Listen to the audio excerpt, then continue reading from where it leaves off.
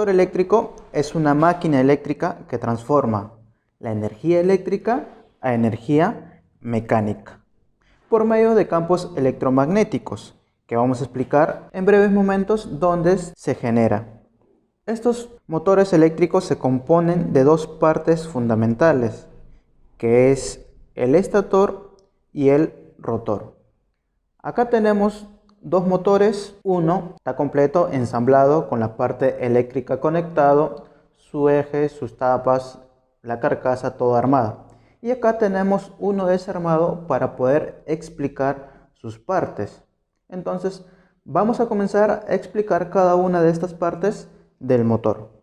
Vamos a comenzar a hablar del estator. Habíamos mencionado que el motor tiene dos partes principales. Una de ellas es el estator. Esta de acá es la parte fija del motor y está constituido por una carcasa en la que está fijada unas coronas de chapas de acero y provistas de unas ranuras, como podemos ver. Y también están las bobinas, los embobinados.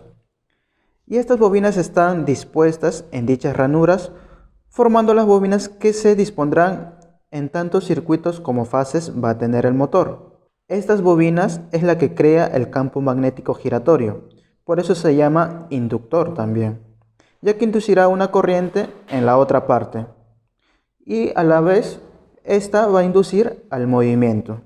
Como podemos ver acá, el estator está las bobinas y tiene sus separadores. Cada bobina debe estar separado, por eso tiene estos pequeños separadores. Aparte está aislado, está bañado con barniz. Ahora vamos a hablar de la caja de conexiones, es decir, la caja de las borneras. La caja de conexiones es un elemento que protege a los conductores que alimentan al motor, resguardándolo de una operación mecánica y de cualquier otro elemento que pueda dañarlo.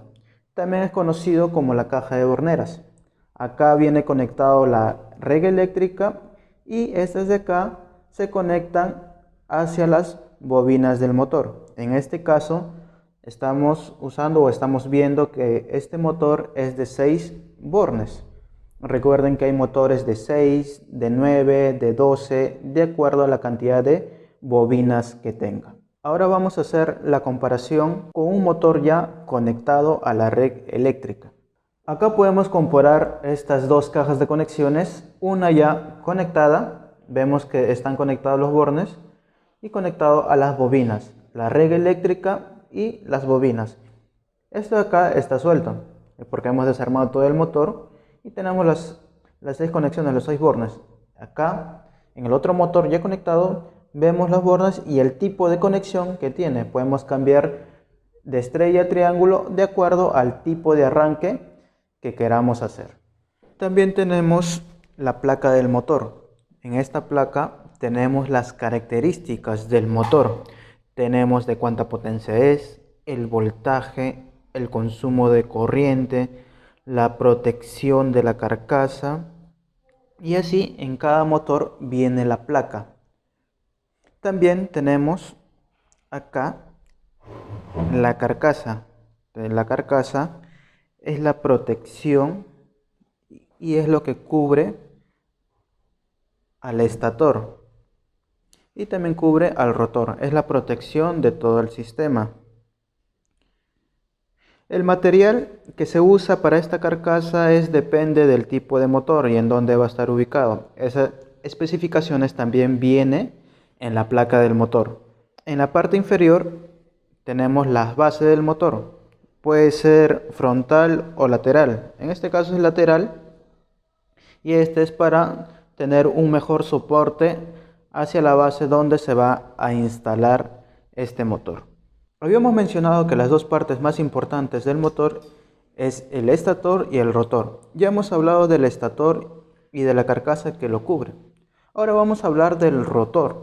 El rotor es la parte móvil del motor y está situada en la parte interior del estator y consiste en un núcleo de chapas de acero aplicadas en forma de cilindro. Bueno, esto va a variar de acuerdo al tipo de rotor que sea. Pueden ser, los más conocidos son la jaula de ardilla y el rotor bobinado. En el ejemplo que tenemos acá es un rotor de tipo jaula de ardilla, debido al bobinado que tiene. El rotor también es conocido como el inducido, porque es donde se va a inducir las tensiones y las corrientes y por lo tanto el movimiento del motor. ¿Cómo es el principio del funcionamiento del motor? Hemos mencionado que el rotor y el estator son las partes más importantes. Entonces, el estator es quien me genera el campo magnético cuando se conecta a la red eléctrica.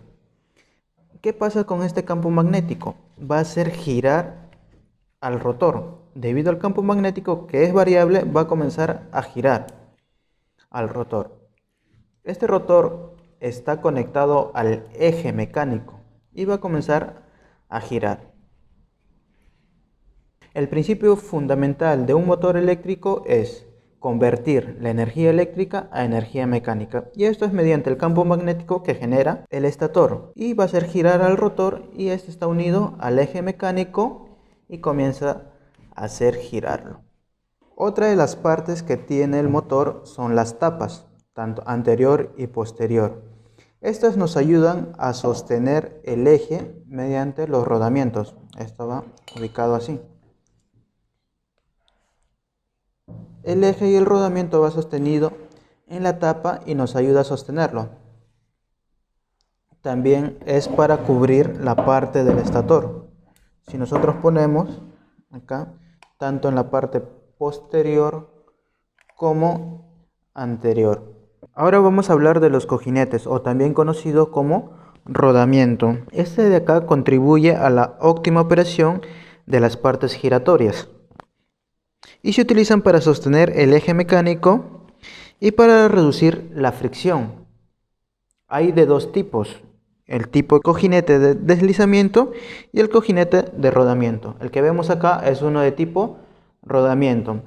Es más efectivo que el de tipo deslizamiento, ya que su tamaño es más pequeño y la fricción que tiene con las tapas es menor, y así no hace que mi motor se esfuerce demasiado. Estos rodamientos están ubicados en las dos partes del rotor, ambas partes, en los ambos extremos del rotor. En la parte posterior también tenemos el ventilador y su protección. Eso podemos ver en el motor ya armado en la parte posterior, y este es el desarmado. Primero va la tapa del motor, va el eje del rotor, de ahí va nuestro ventilador, y como protección a todo eso va la tapa, la última tapa. Y podemos compararlo con el motor ya armado, que tiene la misma forma.